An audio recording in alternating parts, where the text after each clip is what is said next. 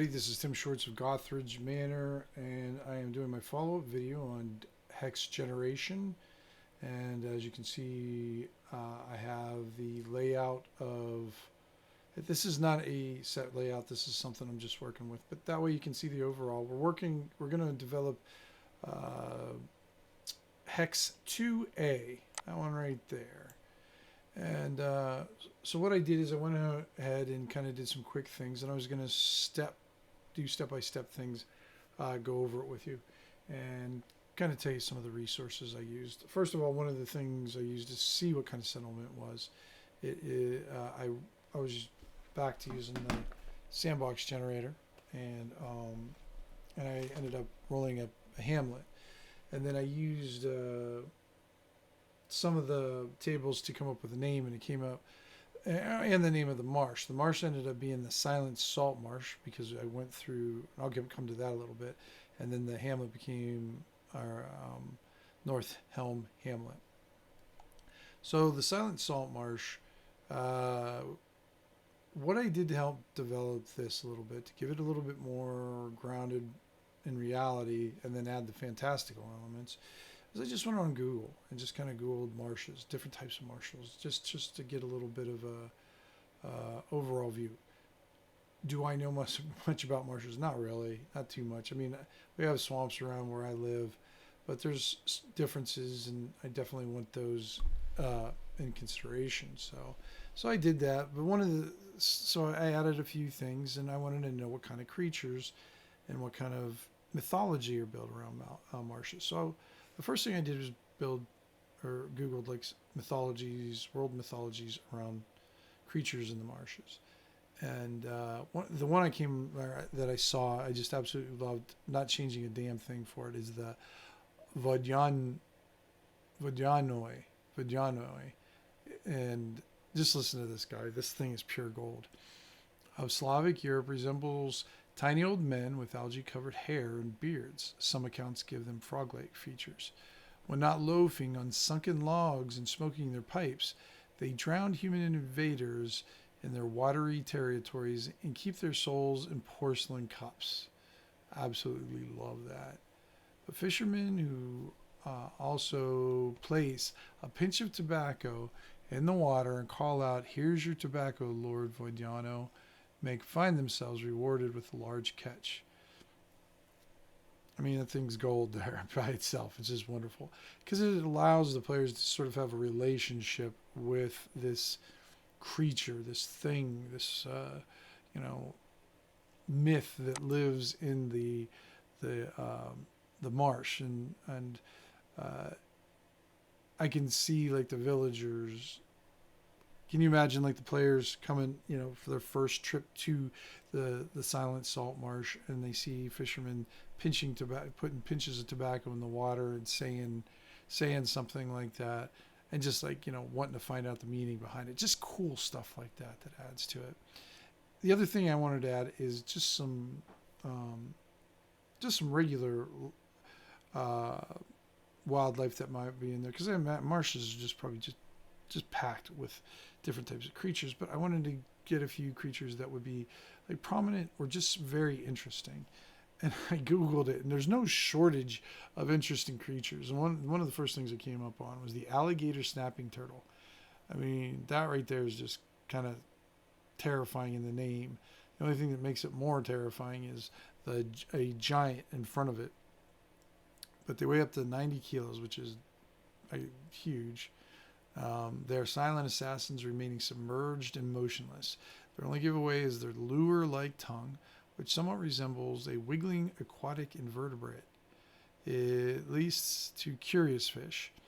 With a bite force of over 1,000 pounds, the alligator snapping turtle can tear through flesh and bone of almost any prey species.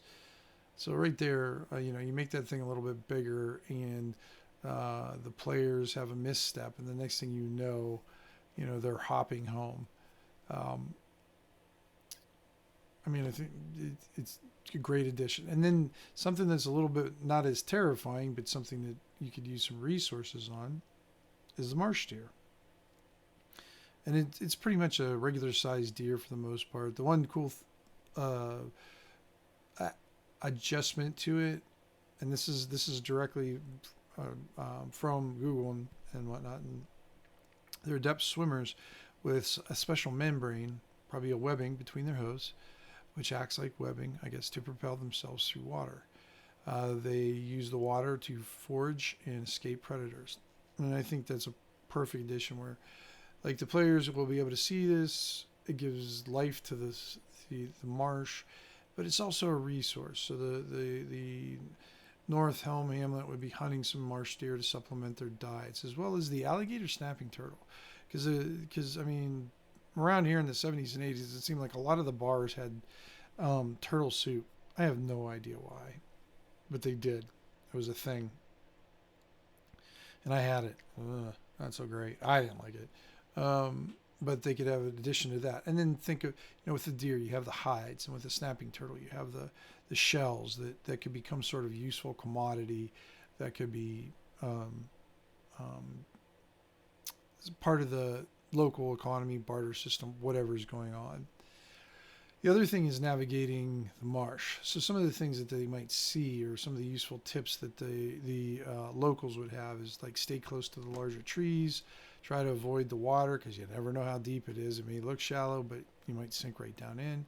Use a walking stick for various reasons, and then have a pouch of tobacco. See above, for the most part. So, and then in addition, so it had the hamlet in there, the North Helm Hamlet. Again, rolled that on the chart in the sandbox generator. Then it was cool. I also rolled it up there, and then the Whispering Crow Tavern was a perfect name to match or to go along with the Silent Salt Marsh. I like that. So then what I did is just to come up. I'm really lousy at coming up with some fun foods or fun drinks. So there's one website, and I'm going to put all this stuff in the comments section. Any type of resources I use to make what I'm making during my videos, they'll be in the description, guys. And this one's called the Thieves Guild, thievesguild.cc. And then right now mine's on Tavern, and it's probably one of the best tavern generators I've seen. It's really cool. So it's a tavern and menu generator. So it'll come up with a name, and you can customize all the menu options. And it gives you the name. It tells you a little bit about I'm just going to read brief descriptions on what they have that I currently did. It's called the Happy Flag. I will not be naming my tavern the Happy Flag. It's a welcoming wooden tavern. As you open the rough tavern door, you are welcomed by a moderate gathering of patrons. It seems just as welcoming inside as it does from the outside. Dim candle light illuminates the room, and standing behind the polished metal bar is a beefy 7'7" Goliath female with a round face, long curled auburn hair, red eyes, and smooth gray skin. She's wearing a loose gray tunic and tight brown pants, kind of like the Hulk, except she has purple pants. Between you and the bartender, a small collection of sturdy wooden high top tables. To the left of the hearth is with a roaring flame within, and to the right a stone staircase. So a beautiful little setup there. Descriptions: uses much or little light, and then beneath that is the menu. Maybe I can swing this around.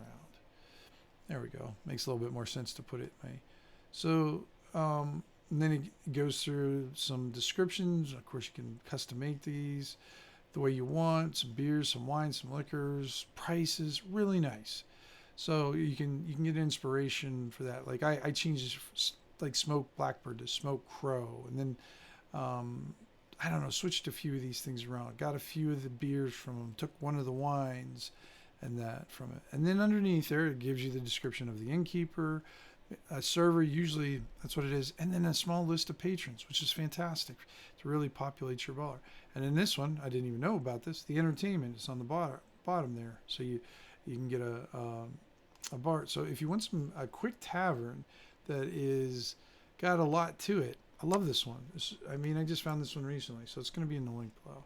So that helped me over here see some of the stuff. I got boiled fat frogs, smoked crow, roasted squib squab. Squib squab is something is a creature I made up a long time ago. Then I got the dwarf picker ale, belly up ale, and the hazelwood wine. And then what I did is I populated the hamlet. Now what I did is I rolled 2d6 to see how many buildings would be in Hamlet because they're pretty freaking small. I think I rolled an 8. So what I do to build this map, so here's my map for it. And all I do is I use Publisher. I know it's a bit archaic, but I think this feature's available in pretty much any publishing thing. I just go up here to insert shapes, and then I grab the triangle and I just kind of make squares, make them black, and then I just vary the shape, the size, or whatever. And then if I want one with this one's like with a wooden, or what do you want to call it, a fenced in area, I just kind of just make it, keep the outline and take out the fill inside. But you can draw like instant villages almost. You just grab one shape, paste, copy, change size, turn it around, switch the position, add two of them together if you want to make a, like a cool shaped building or something like that. So it's a nice little option. And then what I did is I took from the patrons section of the website I was just showing you, got some inspiration from that and made just 3 to start with. I mean, you can definitely populate this, but I just wanted to give something to start with to kind of go with it. So, figured out who the Reeve was. His name was Sty Slinger. And then one of the other things I did is I just used a D4 and to kind of determine if they were leveled or not. So I just rolled a D4 and then just -1 from it. So if I rolled a 1, then they were 0 level. But this one has kind of a background of a thief, and then first level, and then we have a little second level wizard who is studying the plants of the marsh. And then the cool thing that I added with him is he has a random potion 50% of the time. So he might just have a potion sitting around if the party visits the hamlet, have something useful for him. And then I just add this kind of things for more of a unique product, just in case you have those players that are interested in becoming merchants or just want to try to get on some sort of, what it was. I forgot what the game is where you trade stuff or whatever. I don't know if it's Settlers of Catan or something like that. But I created this thing called Salt Marsh Wheat. It can be used as normal wheat, but it has a distinct salty taste that bakers love when pairing with sweetbreads. So something just simple like that. And then you can run with it, you can ignore it, or just have it kind of in the background. So like, say they have some sort of dessert bread pastry there and it's made with this salt marsh wheat, all of a sudden, you're gonna probably describe it as being better than what you've tried in some of the bigger cities and stuff like that. Just add a little flavor to it, literally and figuratively. Then the last thing I like to do for these is, now I do a couple things sometimes with Hamlet, but for this occasion when we're just kind of whipping up something pretty quickly, and I know this might not seem quickly, but really it took maybe, I don't know, 45 minutes to get all this done, and that with a little bit of Googling. But so anyways, so I came up with this, I think it's the other site here. Let me see if I can find it. It is called Hundreds of D&D Plot Hooks. Now, I don't necessarily use it. This is actually the first time I used it, but it ended up being useful. Nerds on Earth is what it's called there. And it has them in per, what do you want to call it,